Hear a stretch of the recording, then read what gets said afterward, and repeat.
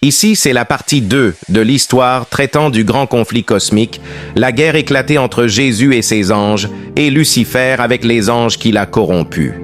En réalité, se rebeller contre le gouvernement divin était considéré comme un acte de haute trahison.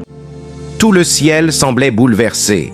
Les anges étaient divisés en différentes formations, chaque groupe étant dirigé par un ange. Satan s'opposait à la loi de Dieu, car il aspirait à se glorifier et refusait l'autorité du Fils de Dieu, qui était le commandant en chef du ciel. Toute l'armée des anges fut convoquée devant le Père, afin que chaque cas puisse être examiné.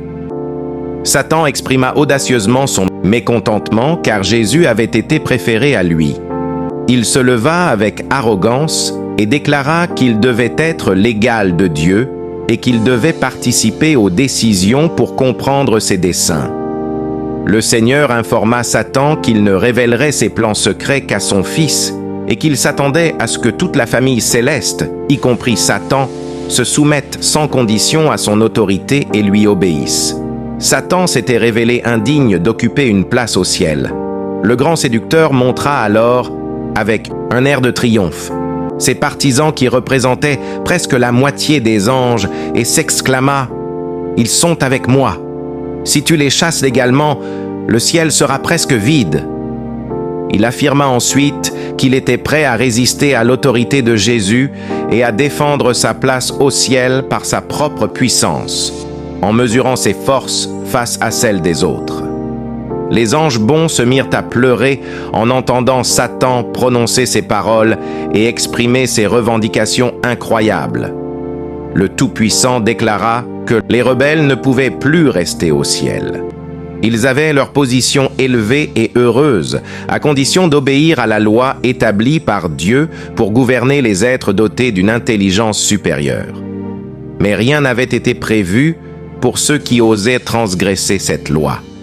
Satan s'était emballé dans sa révolte et avait clairement affiché son mépris pour la loi du Créateur. Pour lui, elle était devenue insupportable. Il prétendait que les anges n'avaient pas besoin de loi et devaient être libres de suivre leur propre volonté, qui les guiderait toujours en sécurité. Selon lui, la loi entravait leur liberté et son principal objectif était de l'abolir. Il affirmait que la condition des anges devait être améliorée. Cependant, cette pensée n'était pas celle de Dieu, qui avait promulgué ses lois et les avait rendues égales à lui-même. Le bonheur des habitants du ciel dépendait de leur obéissance parfaite à ses lois. Chacun avait un rôle particulier à jouer, et jusqu'au jour où Lucifer s'était révolté, l'ordre parfait et l'harmonie régnaient au ciel. Il y eut une guerre au ciel entre le Fils de Dieu, le Prince du ciel, et ses anges fidèles d'un côté, et le chef des rebelles et ses partisans de l'autre. Le Fils de Dieu et les anges fidèles l'emportèrent, chassant Satan et ses partisans du ciel. Tous les habitants du ciel reconnurent la justice de Dieu et l'adorèrent. La rébellion ne laissa aucune empreinte, et le ciel retrouva son calme et son harmonie. Les anges fidèles étaient attristés par la perte de ceux qui avaient partagé leur bonheur. Ensuite, le Père consulta son Fils au sujet de la création de l'homme sur la terre. Dieu voulait le mettre à l'épreuve pour tester sa fidélité avant de le considérer comme définitivement sûr. S'il réussissait l'épreuve, il deviendrait l'égal des anges, bénéficiant de la faveur de Dieu et d'une communion avec eux. Dieu décida de ne pas priver l'homme de la liberté de désobéir.